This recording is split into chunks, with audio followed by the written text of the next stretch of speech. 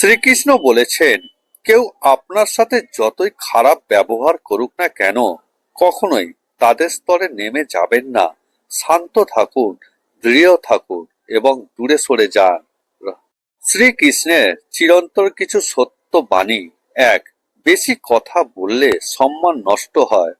দুই, সন্তানকে কখনো বেশি আদর দেবেন না। তিন, জীবনে লোভ করবেন না, নইলে জীবন নষ্ট হবে। চার, অহংকার করবেন না, তাহলে জীবনে সুখী হতে পারবেন না। পাঁচ, অত্যধিক সন্দেহ করলে সম্পর্ক নষ্ট হয়।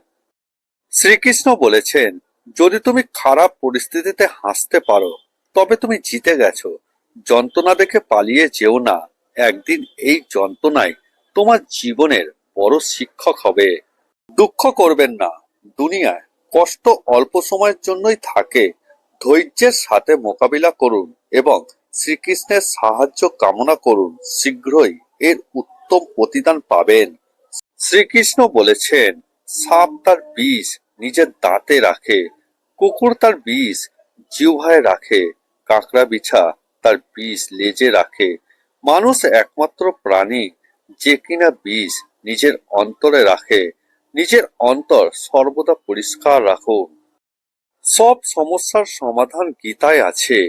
জল যেমন ঠান্ডা সহ্য করতে করতে একটা সময় বরফ হয়ে যায়, ঠিক তেমনি মনটাও কষ্ট সহ্য করতে করতে এক সময় পাথর হয়ে যায়।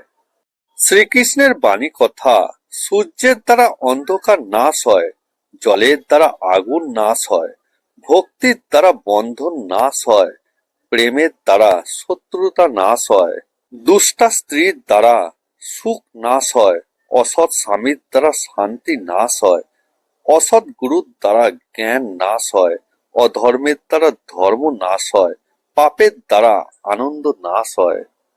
ভালো সময়ের জন্য অনেক ধৈর্য ধরতে হয়, কারণ ভগবান পরীক্ষা ছাড়া কখনো কাউকে কিছু দেন না।